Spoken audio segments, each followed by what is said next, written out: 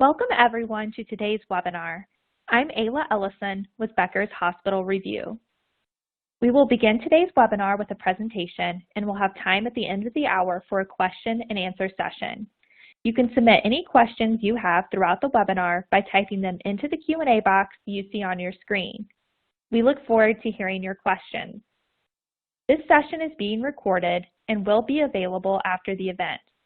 You can use the same link you used to log into today's webinar to access the recording. At this time, I am pleased to turn the floor over to Heather to begin today's presentation. Thank you, Ayla. Thanks everyone for attending today. We appreciate you all joining us. Today we're going to talk about how to stop the hemorrhage, 3 ways that hospitals can stabilize and regain revenue during the COVID-19 pandemic. I'm President and CEO of Geneia, and I'm joined today by Bruce White, who is CEO of Knox Community Hospital. Today we're going to take you through a little bit of our background, both at Geneia and Knox Community Hospital. And we're going to talk a bit about the state of hospitals in 2020, some of the challenges that they're facing. And then we'll jump into some immediate steps for hospital revenue recovery. And then we'll talk about steps also that organizations can take to integrate data and take action. To give you a little bit of background on myself, as I mentioned, I'm President and CEO of Geneia. I've been in healthcare for over 30 years, leading startups, health plan organizations, as well as provider organizations. I sit on a number of community-based boards, not-for-profits, both in education as well as in human services and technology organizations. To give you a little bit of background on Geneia, we're a healthcare analytics and services organization, and we're focused on improving systems that support personalized patient-centered care. We work with health plans, hospitals, physician practices, and employers to better collaborate and align to help improve costs, outcomes, and really with a focus on improving systems to restore the joy of medicine. We were founded in 2012. We have over 7 million lives that are running through the Theon platform from an analytics perspective, over 60 million in terms of benchmark lives. We provide direct clinical services for about 750,000 people. And we have a large, certainly a large team. And within that team, we have a dedicated team of data science professionals. Now I'll turn it over to Bruce to give you a little bit of his background and some information about Knox Community Hospital. Great, thank you, Heather. It's a pleasure to be here. Bruce White, I'm the CEO of Knox Community Hospital. I've been 24 years in the healthcare industry, with 14 in my current position as CEO. Knox Community Hospital is a quorum managed hospital, and we are a 501c3 community hospital. And so telling you a little bit about Knox Community Hospital and why I think Heather asked me to come and visit is because I think the audience can probably relate to where we're at and some of the experience that we've had here.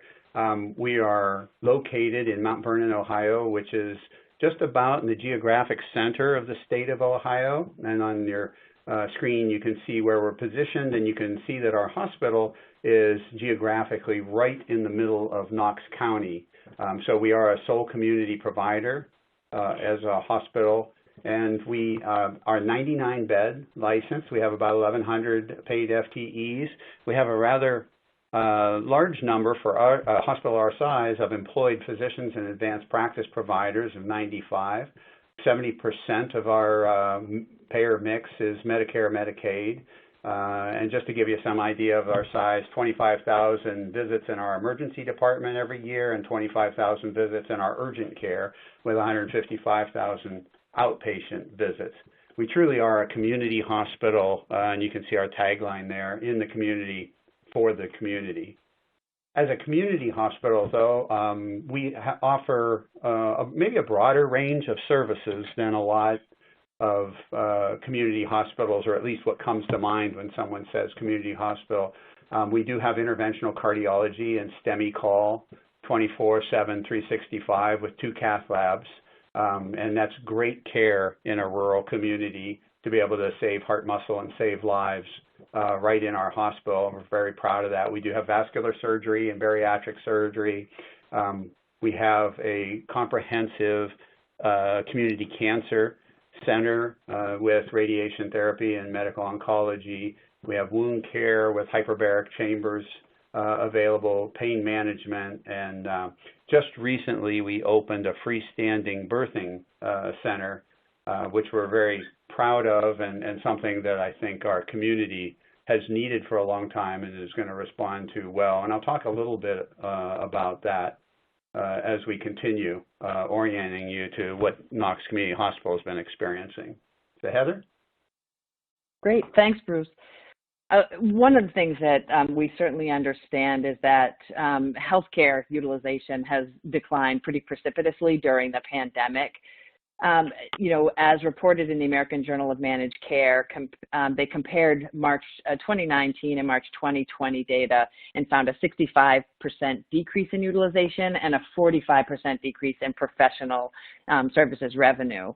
And April comparisons showed nearly identical declines. And the American Hospital Association is further forecasting that non-federal hospitals will lose more than $323 billion in 2020 due to COVID impacts.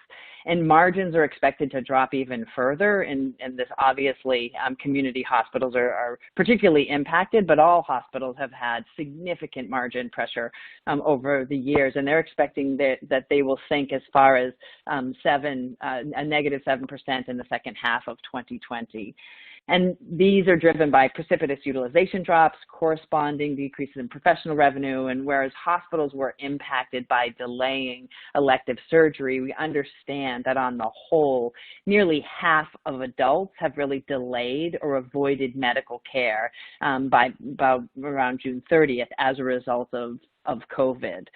And so, Bruce, the national statistics are striking. And can you tell us a bit about how Knox has been impacted and what this looks like in a community hospital and even a robust community hospital such as yours? Sure, thanks, Heather. So I thought we don't want to belabor a lot of experience that I'm sure we all had, but it does kind of help us, I think, relate to one another when we see that we weren't unique necessarily in our experiences.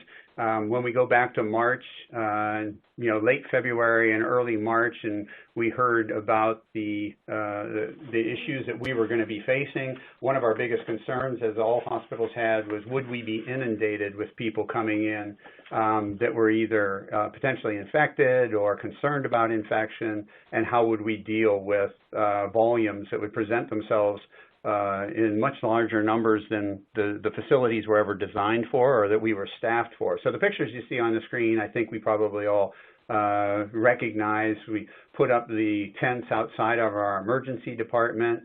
We mobilized all of our workforce and educated them, said you're going to be doing things that are outside the norm.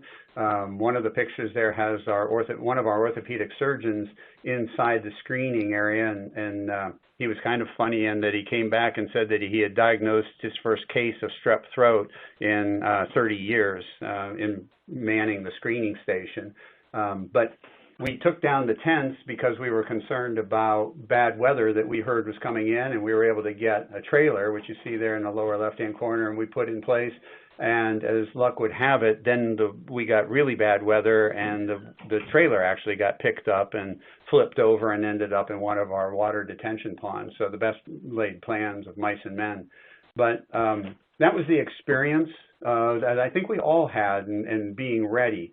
At one point in Ohio, the Ohio State University Wexner Medical Center was providing projections for the governor's office here, Governor DeWine's office in Ohio, and Knox County was projected at one point to have 184 Knox County residents that would require inpatient care because of COVID. So that would be over and above our normal census. As a 99-bed licensed hospital, you know that your rooms start getting used for other things. When we get to high 60s in our inpatient census, the bed boards are running strong and everybody's trying to figure out where to put people. So the idea of 180 in our county at one time really posed us a dilemma. But we have had our plans in place and still do to address that need or as much of it as possible as we could. And One of the things that we did, of course, was encourage, and we worked in conjunction with our local health department, and we encouraged everyone. The governor closed things down fairly quickly, and we were out there carrying that banner. So what you see on your screen are some examples of full-page ads that we collaborated with our health department on, put in the newspaper. You know, choose where you stay while you still have the choice. It's a lot nicer staying home and staying safe than ending up being told that you have to be in a hospital bed. And so I think that messaging worked really well because those dire projections of 184 patients that were anticipated by May 4th turned out not to happen. People stayed home, they socially distanced, they wore masks, and thank goodness we were able to keep that curve down, and we didn't see that spike. We got low numbers of patients. But what did end up happening, of course, is we canceled all elective procedures. And that is quite a hit to an organization, any organization. And so what you see on your screen right now, to give you an idea of what Knox experienced during that time, this is the years, this graph shows 2016 through 2020. And I share this with you just to show you that Knox is a growing organization. So over the past 5 years, you can see the type of growth that we've anticipated, both in our adjusted patient days and our full-time equivalents. And as we grew, our finances grew, and you can see in the blue line our net revenue, the red line being the operating costs. We're blessed with the fact that we're able to keep those revenues above our operating costs for the most part, and keep that green line, which was representing our operating margin, above the zero mark. So pretty fortunate there, but you see in both of those slides what we experienced in 2020. When you shut down those elective services and procedures, all of the revenue drops, but your costs, you just can't flex those costs to match the drop in the revenue. And so that's what happens with the margin. Looking a little bit more specifically at the year 2020 and what we experienced, you can look at our clinic volumes with 95 employed providers. We have fairly robust physician clinics. Typically, we're going to be doing about 1,000 or so patient visits in those clinics a day, and you can see those dropped off pretty seriously through the closure in March and through April. May, we started to open things back up again in the state, but you can also see the ramifications to our surgery volumes and some of those revenue producing services that we rely upon. And you can see that in the months of June and July and August, we have come back on our surgery volumes to the point where we were, or what we were seeing before, just about. We're about, I would say, running at 95%. This latest month, we're running at about 95% of what we would have anticipated or budgeted. That still leaves us down considerably on the year-to-date volumes. Year-to-date, I would say we're only at 90% of what we had projected budget-wise, but the most recent month is looking promising. What's that do to the operating margin? Well, you can see the losses there. The CARES Act has helped to offset some of that loss, but not all of it. But in the most recent months of July and August, we've been able to get above the zero line, but as you can see, nowhere near what we had budgeted or what we had experienced in the immediate prior year. And year to date, the cumulative operating margin then, as you can see, what has happened to us. This does not include the CARES funding, and it also does not include any of the advanced funding that you receive from Medicare or from maybe some of your commercial payers, but this gives you an idea financially of where that puts us. Continued challenges that we face, and again, we're all facing this. On the inset, you'll see a small map of the state of Ohio, and this is basically just to show you that Ohio was divided into 8 preparedness regions. And for the purpose of COVID, they took those 8 and grouped them into, in our case, 3 different regions formed Zone 2 in the central southwest or southeastern part of the state. We're in Region 4. in that zone. And the graph that you see there comes to us from our friends at Ohio State Academic Medical Center in Columbus, Ohio, tracking the inpatients, the ICU patients, and ventilator use in that zone 2 area. And we get this information, as I'm sure many of you do in your areas, daily to keep track on where are we at. You can see that that zone peaked back in that May 4th, May 5th time frame. Once in the very early part of August, we got to about 80% of that one-time peak, but you can see since then we've kind of been able to see it go down and kind of staying down, although I will tell you that early indicators are telling us that we're going to start seeing a little bit of a tick back up with the increased activity taking place with schools and events and things like that. And everyone around the country is anticipating, with the colder weather and people being inside, that we may start seeing some of that increased spread showing up again. To continue on talking about what some of our community hospital challenges have been and what we've seen, we made a shift from our incident command, which we deployed early, and that's the stuff that we're used to. We drill that, and we do those kinds of things where you set up incident command and it's active for a day or a couple of days, and then you move on. This has been a very different experience for us because this has been a prolonged incident command experience, which has identified for us some of the things that are a little bit different about that kind of experience. And now, because the state is reopening and we're able to do all procedures again, we have shifted into our COVID recovery focus and trying to deal with all of the things that are presented to us now. For instance, how do you recover and how do you address the volumes that you know are out there when you still have these physical distancing requirements? All of our facilities were designed pretty much to have people coming in, sitting in a waiting room. The chairs are side by side or back to back.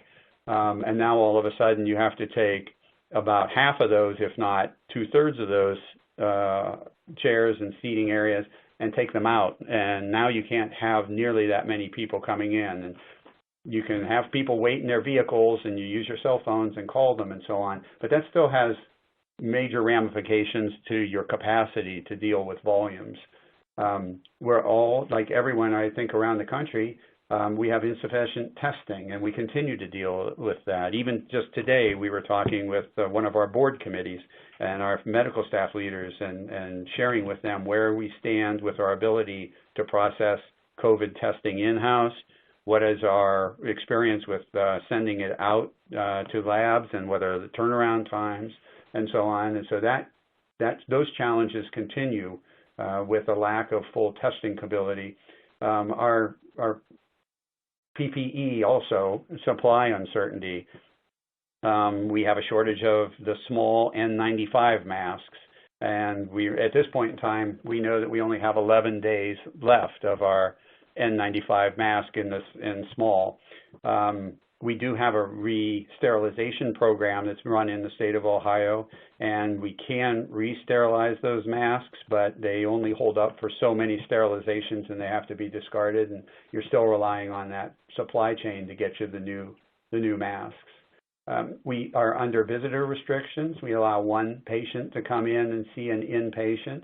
But if you don't have a need to be in the hospital or in the physician's office, we ask you to stay outside and use your cell phone to communicate with your patient that you're bringing in.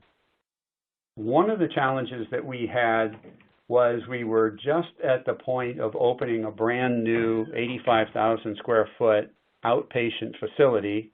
And I alluded to it earlier when I mentioned about our freestanding birthing center. It's 4 floors. And we have our primary care, pediatrics, endocrinology, OBGYN, and cardiology offices and cardiac rehab services in that building. And one of the floors is dedicated strictly with its own separate entrance exit for birthing, with 8 birthing suites in it. Brand new, just opened it up pretty much when the pandemic hit. And of course, we had to close everything down. So all of the planning for all of the planning for grand openings and ribbon cuttings and inviting the community in to see what we had were all scrapped. And we kind of opened it up under the cover of night, so to speak. And the other challenge, of course, is regaining that patient confidence. There's so much uncertainty about COVID, and you know, we all remember the early going. There was questions about how is it transmitted? Is it really aerosolized? Is it going to be on surfaces when you touch them, and so on? How contagious really is it? And patients are still kind of uncertain, and with lack of adequate testing, that uncertainty continues. One of the things that we did is many organizations did is you've done your part sheltering at home. Now it's time for Knox Community Hospital to welcome you back. For that surgery you've been putting off, that x-ray, lab work, screening, and physician visit you postponed. Because to us, nothing's more important than your health and safety. In every department, KCH is open, ready, and safe for you and every member of your family. At Knox Community Hospital, we're elevating.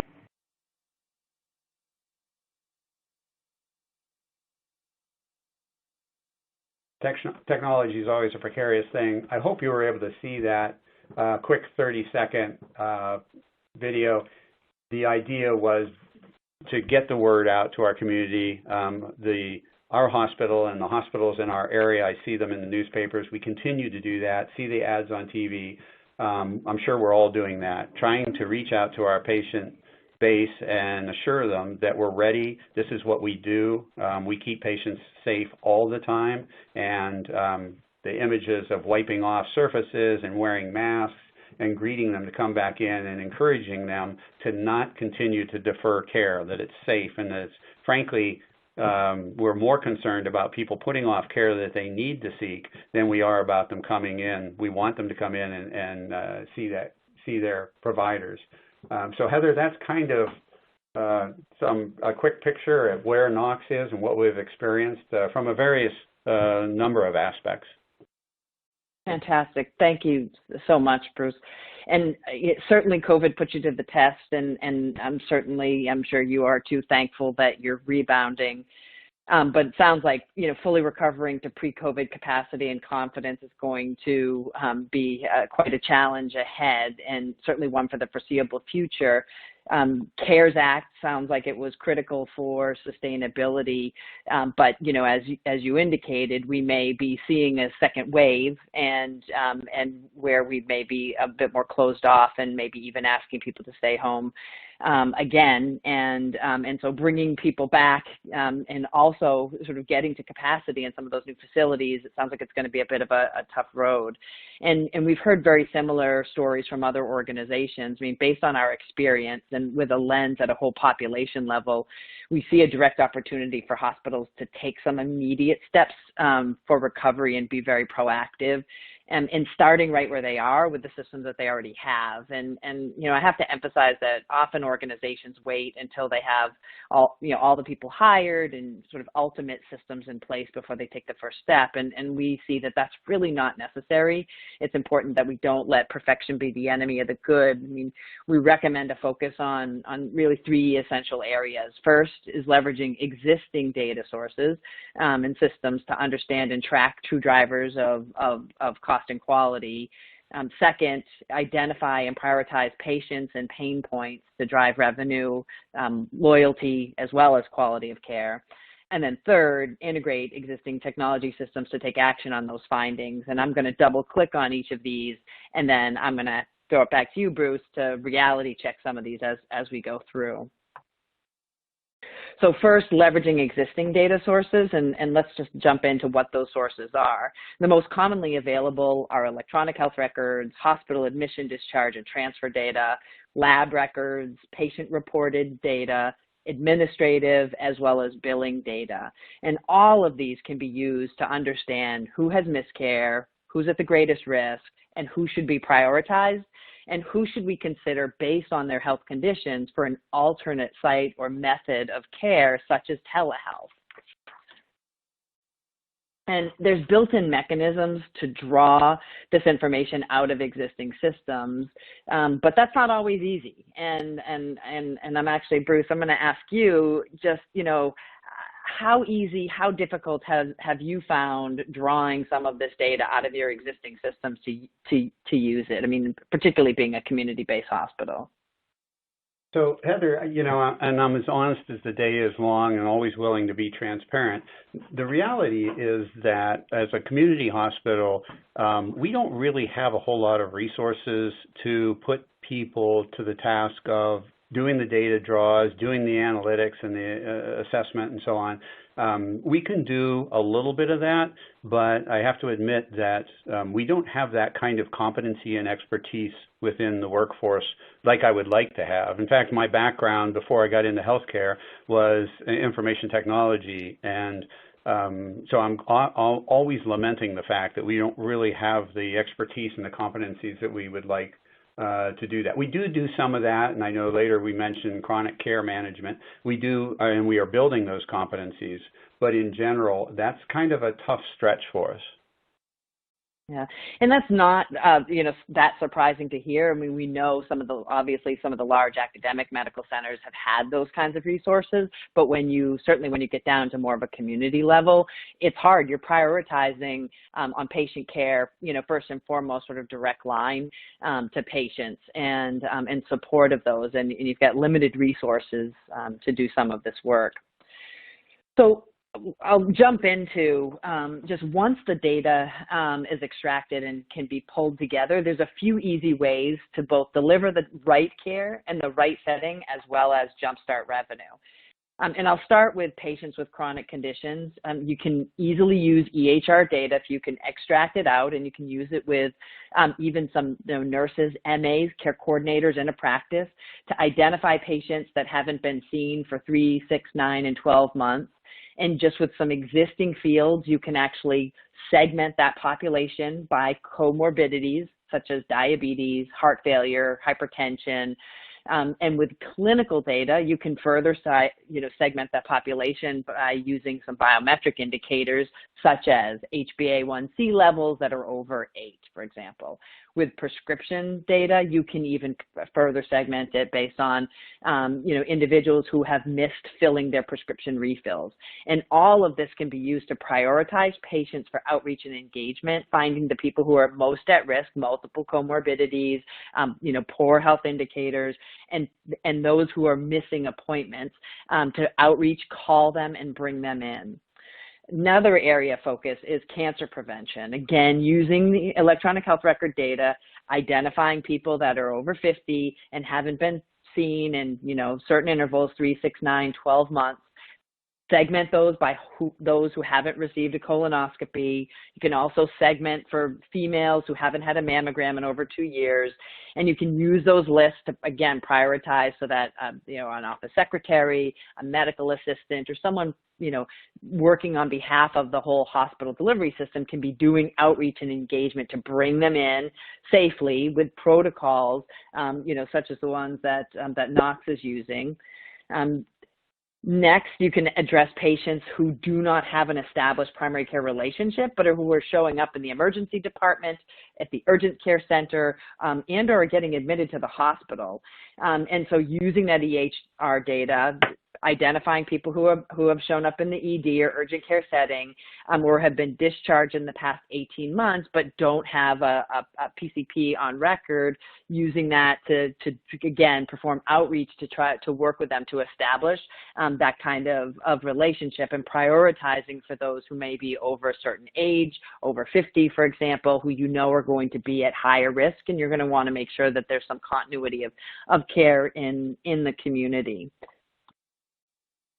And last, and Bruce, you mentioned this on elective procedures, which are really incredibly important, but really wanting to get back to pre-COVID rates is identifying patients whose surgical procedure was canceled or postponed due to COVID-19, or someone who was on a surgical care pathway, segment by age and clinical marker information, make a determination, prioritize based on clinical urgency, and then outreach and have them booked in, and really, focus on what is the most appropriate site of care: hospital, inpatient, outpatient, ambulatory surgery center. And, in all of the things, and, Bruce, you mentioned this too, which is critically important to take into consideration, is now we're having to make sure that people are COVID negative before they come in for procedures. We're having to understand whether they're immunocompromised and the type of precautions that need to be made as we're bringing them in, and not just having people sit in waiting rooms anymore, but really understanding procedure time and complexity, whether there's some need for other type of support availability like physical therapy, home health, length of stay, if there's an inpatient surgery, any post-op needs, and overall patient health status. And so in as much as this was certainly being done before when booking elective and certainly non-elective procedures, there's many more precautions that have to be taken into consideration. And so some proactive management there is really going to make the difference to make sure that people are booked for surgery or in fact going to be able to have them.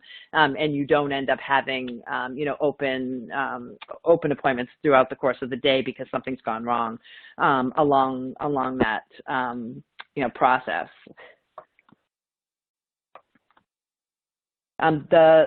Moving on, taking it beyond the electronic health record to further identify and prioritize patients to drive revenue, loyalty, and high-quality care. And, when faced with the needs of an entire population, it's important to gain access to data, and this takes it beyond just the EHR, but other sources of data that actually can contribute to an overall picture. And that could be from some internal systems such as billing data, or if at all possible, accessing claims data as well, because that gives you a more comprehensive view of not only the care that is rendered in community, but care that may be rendered outside of community as well. We know that 5% of the population drives 50% of revenue, and so having a clear line of sight as to who the population is really key in terms of prioritization. It really allows to schedule resources in a way that's most efficient and most targeted. It also helps to identify patients who are most at risk and potentially some of the people who, again, because of health conditions, may be most afraid to return for services. And as Bruce mentioned, and certainly we've seen from national studies, that patients remain fearful. And, one good statistic that we've seen is that 84% of parents say vaccines are necessary to protect their kids from a host of diseases, but 2/3 have COVID fears about accessing care. Another survey conducted by the Alliance of Community Health Plans found respondents believe their doctor is the most trusted source of information about coronavirus, but only 31% feel comfortable visiting their doctor's office. So providing outreach to these patients to help them understand safety protocols, respond to questions, can also provide for continuity of care and, again, prioritize for that 5% of the population. And so leveraging in more information, beyond the health record, can provide that complete view of services. It also can help you to understand if care is leaving the community. And care that leaves the community is called outmigration or leakage.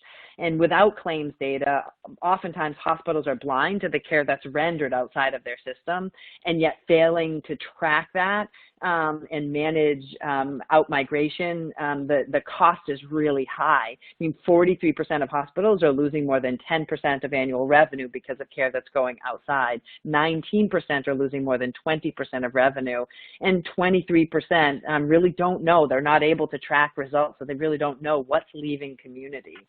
And improving patient retention begins with measuring exactly where, when, and why patients are leaving the community. And access to timely data is essential for hospitals to proactively engage patients, to keep them in community and provide that continuity of care. And that's critical to stabilize revenue across their primary and secondary service areas. And so, Bruce, can you tell us a bit about Knox, just in terms of, you talked a bit about patient fears from COVID, but also some of your experience with sort of, understanding or being able to sort of track and manage outmigration?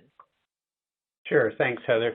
And it's kind of a two-edged sword, isn't it? There's a certain irony in the fact that early on in the experience, we went out of our way to tell people to stay home and stay safe and avoid the potential for spread. And now we have to take that message, which worked apparently in our case pretty well, and try to reverse it and say, well, it's all right, come on out now, and we need to get that care taken care of.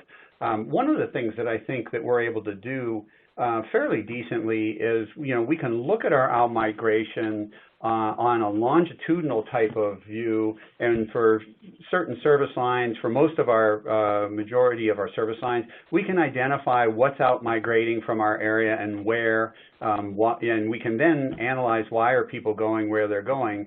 But I would tell you that we do that on a long-term kind of viewpoint. It's our typical annual strategic plan update where we take a look at that and say, okay, how have we moved the needle in the past 12 months? We're not dynamic enough to see it real time. And so in a scenario like this, when we're trying to get all of those patients to come back into our healthcare system, we're not able to say, well, how are these various population areas within our county that we rely upon for business, how are they responding to this? A little bit more dynamically than the usual kind of thing. We'd like to say, well, we're sure that they're responding the same way they would traditionally without a pandemic, but we're really not, we're not dynamic enough. We don't have ready access to determine that right away. So we find ourselves going off of anecdotal information, talking to the physician offices that we have out in those areas, and what are you seeing, who's not showing up. Heather, you talked a little bit earlier about things that caused me to think, we started a journey some years ago at Knox into the pay-for-value world, as I know most hospitals have done, and we're dabbling in the world of Medicare shared savings programs and ACOs, and we're trying to learn and build those competencies. And so I know our chronic care management people, of which we just have a precious few, they understand some of the things you're talking about, but I know that we have a whole lot of folks in our various practices and throughout the organization that really don't, and they don't think that way. And so it is kind of a new paradigm and a new way of thinking for us. So that's kind of a long answer to say, we're kind of probably in that 23% on the previous slide that you mentioned that just really don't have a good firm handle, like I would like us to see us have, on where is that outmigration, what is that leakage. And then I'll give one additional example. I mentioned that we do 25,000 visits a year in our emergency department, and this is not unique to COVID. This has been a consistent issue for us. I lament all the time that we're not able to really get our arms around all of those transfers out. And you would think that that would be the easiest leakage to get your arms around. But when you really try to do it operationally, it's pretty tough. Even though you have an EMR, you still find people, my folks tell me, we've still got to go in, we've got to look at the chart, we've got to interview the providers, we've got to determine exactly what is it that caused us to have to transfer that patient out. Why couldn't we provide that care locally and keep that patient close to home, which is our goal. So it is definitely a challenge. Yeah, I would expect that for most of the listeners on the line today, or folks that listen after the live webinar, their experience is the same. And I recall a practice that we were working with, and they were pretty sophisticated users of analytics long before we ever met them. They were had been in value-based arrangements for a long time, really operating very successfully, but they didn't necessarily have sort of a big population health analytics framework.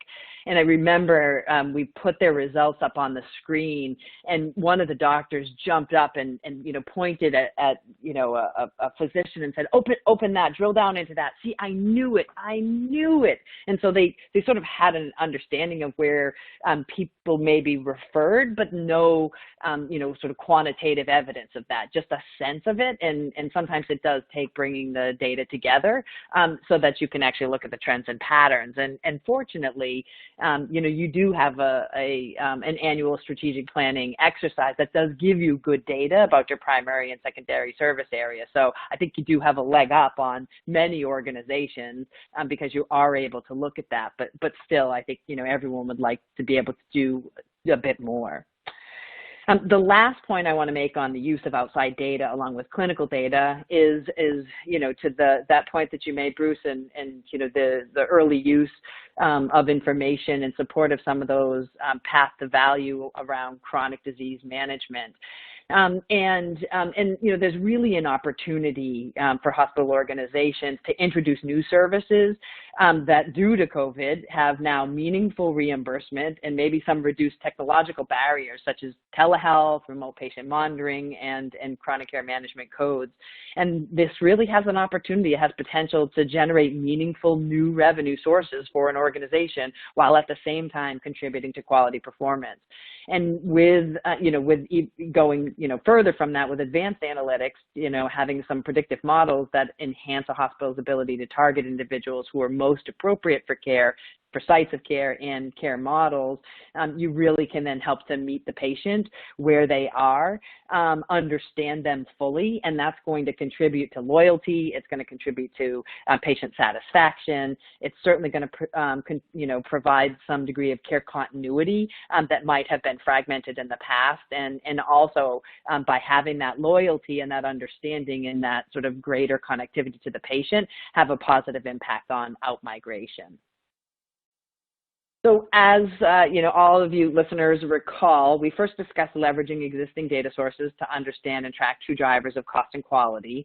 Then we jumped into covering how to identify and prioritize patients and pain points to drive revenue, loyalty, and quality of care.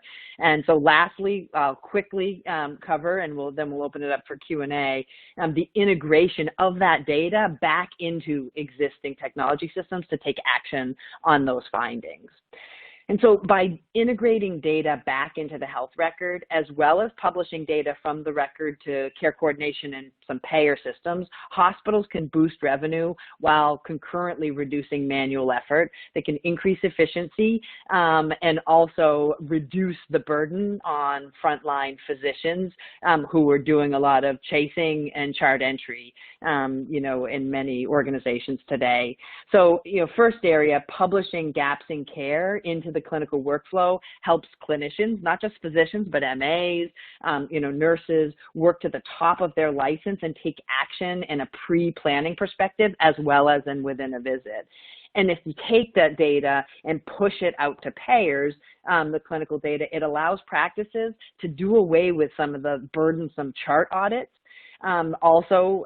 Supports supplemental data submission that's often required for quality measures, and also can help to support systematic gap closure within the EHR. And finally, there's a real opportunity to take action. And, now is the time for hospitals and practices to proactively educate patients on the necessity of returning for care, which can contribute to building patient loyalty. Using available patient data to personalize the outreach, deploy medical assistants and social workers to make some of those calls.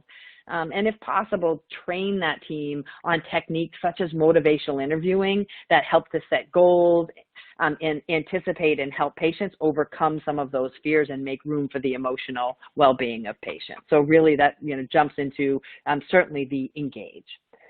And with that, I am going to turn it back over to Ayla, so that we can take some questions and provide hopefully some good answers for the audience today. Yeah, thank you so much, Heather and Bruce, for the fantastic presentation.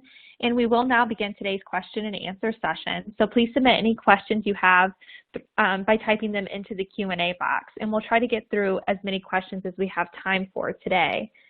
Throughout the presentation today, we already had several questions come through, so we're going to go ahead and jump in with those now. And the first question that we had come through is for you, Bruce, and this person is wanting to know, have you experienced any staffing challenges as census has started to recover, and if so, how have you dealt with that? Yeah, that's a great question because, I talked about operating costs and trying to manage them and flex them down, which means you're low censusing people and so on. And then as you're trying to bring the volume back, you've got these staffing issues. We've experienced some of that, a little bit of that. We've been fortunate not to have a whole lot of it. I'm sorry to say that basically it has impacted the nursing care, and the way we've had to deal with that is contract. And that's not always the best, way. And we always everyone tries to keep your contract nursing costs down and try to keep your employees engaged as opposed to having to go outside. So we've had to do that, and I'm sorry, that's about the best answer I can give you on what we've done addressing any issues regarding staffing. Thanks so much, Bruce. And we actually had the next question that came through is for you as well. And this person says, some industry experts are saying rural hospitals are positioned to weather COVID-19 due to their strong connections with their community. And so, Bruce, what's your experience at Knox Community Hospital? Well, that's a great question. I'm a huge advocate for rural community hospitals. Care is local, and I know in talking with the folks at American Hospital Association, I know they believe that. I know that my colleagues with Quorum Health, who provide management services, they believe that strongly. And so I'm just a big community care kind of person. And I do think that the relationships that are established within the community, I joke sometimes and say Knox Community Hospital, community is our middle name. I think the relationships that you establish long before they're necessary, long before they're needed in a time of pandemic crisis. And, I would always tell folks the time to establish those relationships and those working relationships is before anything hits the fan, because once it hits the fan, everybody's just dodging and trying not to get hit with the aftermath. And so I do tend to think that there's a truth in that. Now, on the other hand, as community hospitals, when you have to shut off your elective procedures, there's kind of a conundrum here. We know that we had to shut off elective procedures. That meant our revenue dropped. We were fortunate and blessed that we didn't see a lot of COVID activity. I think the most COVID patients we ever had in our 99-bed hospital at any one time was 8, I think was the highest number of COVID patients we had in-house. So that's a blessing. But on the other hand, when some of the funding comes out to help subsidize and support and address that, if it's tied to your actual experience of COVID incidents in your organization, you fall short and don't really see that funding, but you also experience the drop in revenue by ceasing your elective procedures. So it's kind of a difficult dilemma to be in. But I do think that the community aspect of rural care does position us well in a community to do as well as we possibly can through such an experience. Thank you so much, Bruce, and for sharing the experience at Knox Community Hospital. I think that's incredibly helpful for everyone listening in today. We had another question come in from the audience, and this person is wanting to know, do you use this data to inform your marketing strategies, and if so, how? Heather, do you want to give some suggestions? Yeah, I can take a first pass. So there's certainly a bright line that in terms of marketing that you have to make sure that you stay on the right side of. But I do think it's, in aggregate, it is absolutely helpful in understanding, certainly if there's changes in utilization, if there's opportunities, if there's, vacancy rates, certainly in some practices, there's capacity in practices and or such as with new facilities, then yes, you can actually match up, particularly in aggregate, the population to understand, what the drivers are just in terms of conditions and matching those up. You can also use the data, for example, at first diagnosis, understanding in a practice when someone has first diagnosis, being able to provide them an opportunity, then provide some education as to services in the community, the quality of those services, the availability, providing for some continuity, making sure that you're doing, outreach and coordination. And so, there's certainly marketing advertising on one side that is should not be connected, obviously, with direct patient data, but there's really care that's in the form of outreach and education that you can do in community as well, and the data certainly helps to support that. And then I think, the primary and secondary market data that, Knox, is able to use through its annual strategic planning process, that certainly can help to inform, marketing as well and advertising efforts. Thank you so much, Heather. And we're going to go ahead and move on to our next audience question. We're going to try to get through at least a few more before we wrap up today, so just going to continue to move through these. The next person, and this question may be directed to you, Bruce. The person's asking, given your large outpatient activity, did telehealth play a role after the pandemic began? It did. That's a great question. And we did not do telehealth prior to the pandemic. And again, like a lot of organizations, I think we started scrambling very quickly when we saw we had to shut things down, but we wanted to continue to provide care. I would tell you that my vice president of our physician clinics division at one point told me that we were doing about 40 to 50% of what we would normally have done face-to-face, we were able to address with telehealth, which I, frankly, from my standpoint, starting from zero, I thought was outstanding. I thought they did a very good job in ramping things up quickly. I think our providers did a pretty good job adopting to that. I don't want to give you an answer too long, but I will tell you this. Our providers were willing to do it. Unfortunately, we were not able to, technology prevented us from allowing them to do it from their homes. And so they still had to come into the office in order to access the technology that we had to provide the telehealth visits. I know that wasn't their first choice.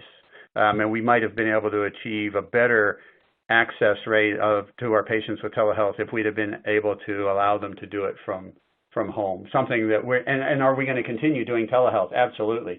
I will tell you that as an employer with 1,200 employees, we have our own self-insured employee health care program.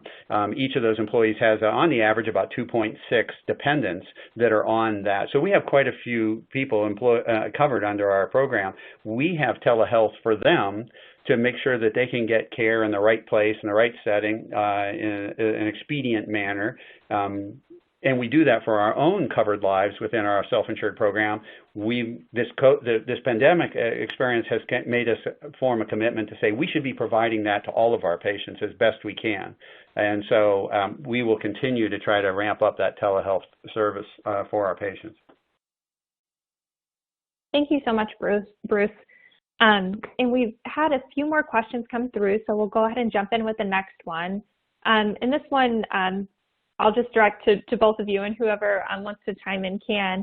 The person's asking, do you see opportunities to stop hemorrhaging through supply chain by increasing a lean, just-in-time method? Well, Heather, I'll go ahead probably more. Yeah, I was going to say, I think that's more you. Yeah.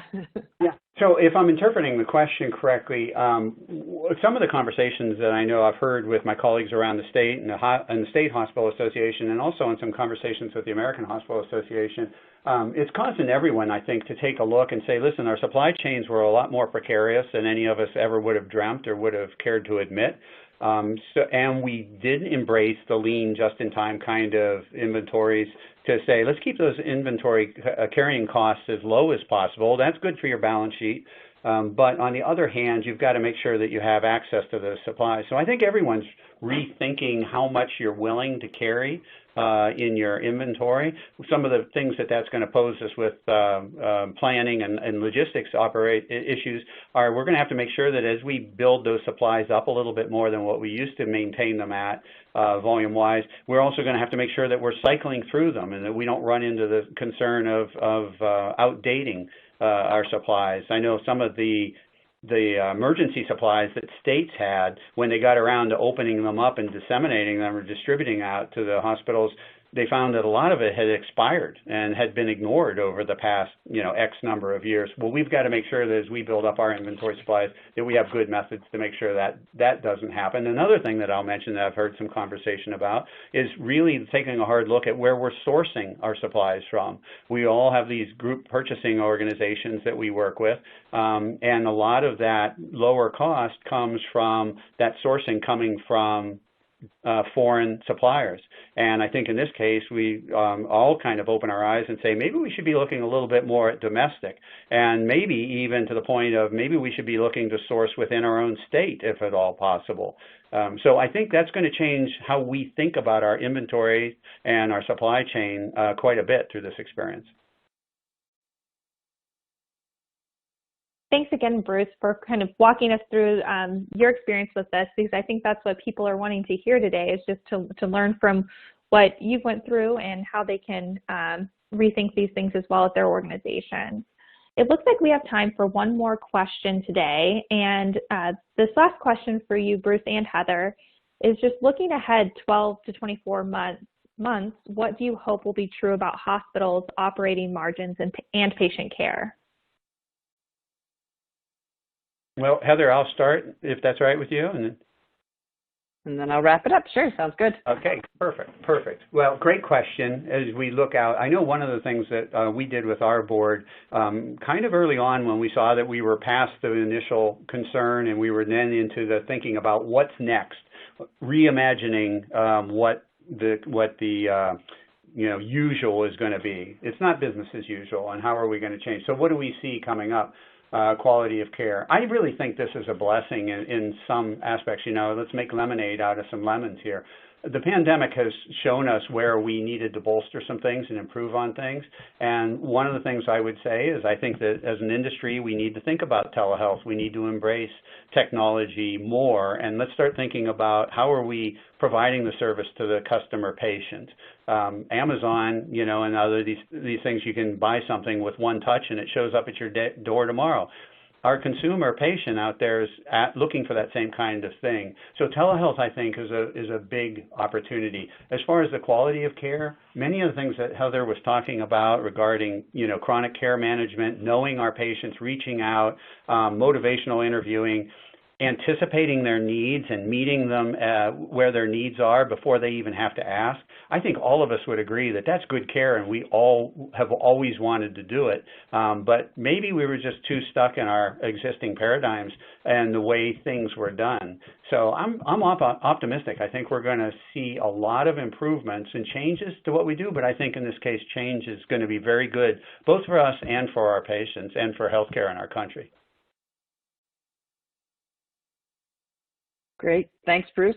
I agree completely. I think the silver lining of this, catalyzing event that is a pandemic is, certainly is better reimbursement and reduced barriers to technology, to your point, adoption, such as telehealth, certainly as, in terms of remote patient monitoring, technologies that we've known for years that would be helpful, but there were really, barriers for hospitals to buy into those technologies. They really haven't been, a leading priority because it was fairly shaky ground just in terms of getting paid for those services, and there were much more significant infrastructure costs for getting them launched, and a lot of that has been remediated, and I hope it continues to stay remediated, certainly, so that there can continue to be adoption. I think there's a growing, and hence back to the title of this webinar, but there's a growing recognition by hospitals that the revenue sources are even more vulnerable than they had anticipated, and it has certainly forced, I think, a sea change in terms of looking at use of outside data, use of other technologies, prioritizing some of those. Sometimes it's hard to get started, and you're not necessarily focused on bringing in the kind of analytic systems that you need. It hasn't been as high a priority, and it had, there had been really an affordability issue, particularly at the community and rural hospital level, and it's why we've worked.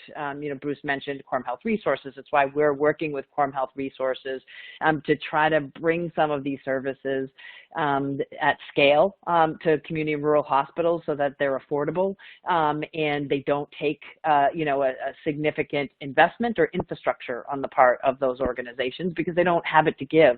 And so I do think that it's caused us all to look very differently at our respective business models and the way we service patients. And I find great promise because if we can take care of immunocompromised patients in the home, and we don't force them out into the cold on icy days, into areas where they might be exposed to, flus or virus, but we can monitor their health and keep them healthy. And now there's reimbursement to do so. I think that's the best of all possible worlds. I think it keeps people healthy, it keeps patients happy, and it certainly creates, better connectivity and loyalty. And so I'm hopeful that we're, and as much as this has been a challenge for our nation, that this actually gives us some good lessons to learn from and a good path forward. I hope that too, Heather. And that is all the time that we have for today, but I want to once again thank Heather and Bruce for their excellent presentation, and Geneia for sponsoring today's webinar. Please enjoy the rest of your day, and we look forward to having you join us for future webinars. Thank you, Ayla. Thank you, Bruce. Thank you.